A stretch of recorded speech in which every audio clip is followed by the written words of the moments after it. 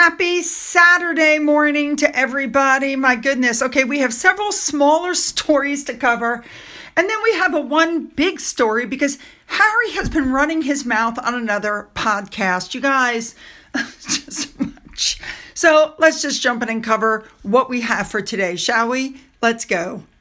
It seems to me that everybody is getting into the fray because a royal photographer says that he believes everything changed for Harry after he met Meghan Markle, and that's why he left the UK. So veteran photographer Arthur Edwards said Meghan left Harry with no choice but to leave the royal family with her. Okay, he said, the first year with Meghan, she was fabulous. I traveled with them. She was engaging with the public and doing everything you'd expect a lady that married into the royal family to do. But then suddenly she says, we're going. And that's it. I totally believe that story. I think Harry might have been jealous of William, I don't think Harry realized what he had until Meghan and he left. Now, of course, we know that they lied about a lot of things. Meghan and him said on the Oprah show that they backed into the podcast and they backed into the Netflix deal. But we already know that they had spoken with Queeby trying to get a deal with them and it didn't work out. And, Meghan wanted out. Harry went with her. Things have not worked out well since they left either. We already know their Spotify deal got cut. The Netflix deal is about to go bye-bye. But do you guys remember when Meghan was a +1 at Variety last year? And in a very undignified moment, she was rushed along the red carpet. And the reason, by the way, she was rushed along the red carpet was because Margot Robbie was waiting to come down and she was blocking her. So remember, her aide came out and literally put out a hand. You can see very clearly in this video. And by the way, the young lady who's pushing her down the carpet is the young lady who just left Meghan's employ, who went out to open her own agency called 3 Gates. I told you about it the other day. And she's one of the ones who gushed about Meghan. We understand also from that night that Meghan offered to be a presenter and she was basically slapped down and told no.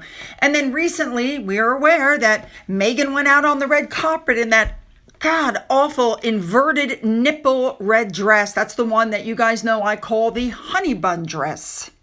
What people were saying is that this awkward appearance of Meghan's was a very stark reminder. This one and the one at Variety was a stark reminder of what she basically threw away when she and Harry left Britain. Even Harry, over the last, few weeks, looks like a completely different person since he's out doing his thing.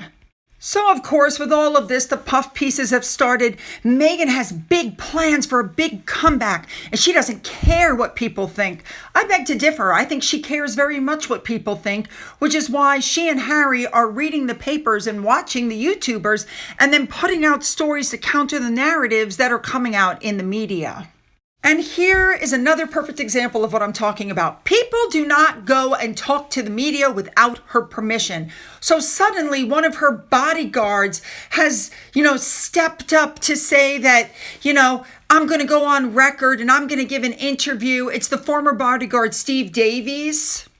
He's like, she gets such a bad rap for not being a good person to work with and she's evil.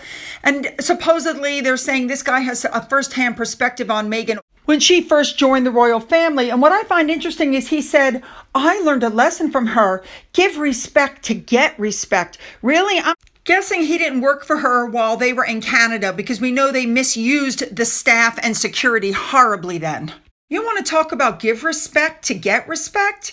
She gave no respect to the royal family. They gave her everything. $1 million in clothing just in the first year alone, a 32 million pound wedding. And she threw it all back in her, in the royal family's face. She cut ties with her father. And now Harry's alienated himself from the royal family, releasing the interviews, releasing the docuseries, the Spare. And all of this was done because of Meghan, in my opinion.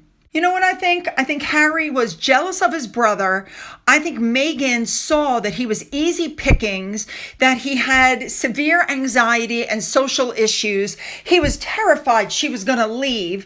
And so she's dangling this thing in front of him. You're never going to do this again or I'm going to leave. We're going to have to do this or I'm going to leave. Harry, I can't stay here in the UK. So if you want to be with me, we have to leave. I firmly believe that that is exactly what she did. She did everything right to get her foot in the door. And as soon as that ring was on her finger, there were problems.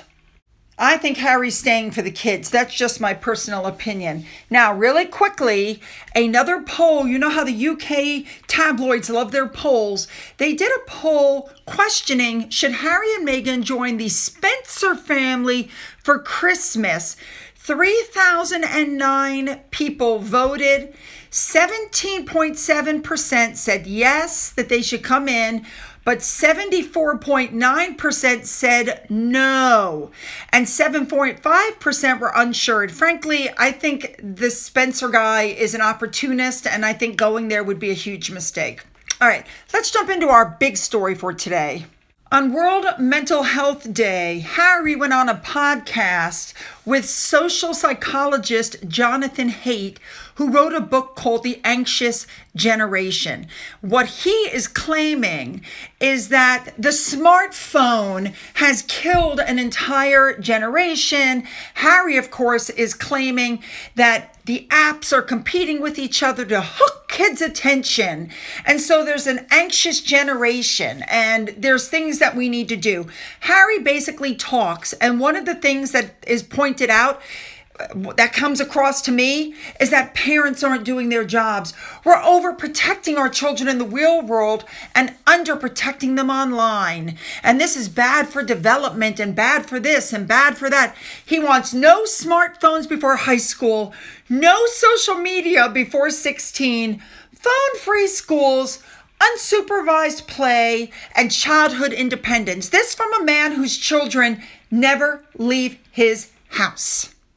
Prince Harry tried to raise the idea of social media having a positive and life-saving side, etc., etc. Listen, Harry has no training whatsoever. Harry himself uses drugs. Harry himself has severe psychological issues.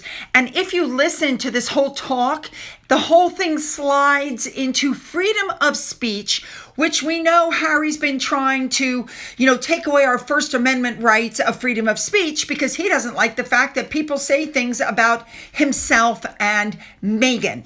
So when you get down to it, this whole thing is under the guise of mental health and, making the internet safer, when the truth is the whole thing is trying to censor people. And as if all of this wasn't bad enough, that Harry's running his mouth again, trying to get, find other people that believe with his ideology and that, want to go into the whole censorship thing. He decides to put all of this up on the Archwell website because this is part of his show up, do good thing. I'm not kidding. Freedom of speech, dude. All right, you guys, you know what to do. Hit the like and the subscribe button and the bell for all notifications. Even though you won't get any, then go down into the description box after you've left your comments and you'll find the link to video number 2. You don't want to miss it. Let's go.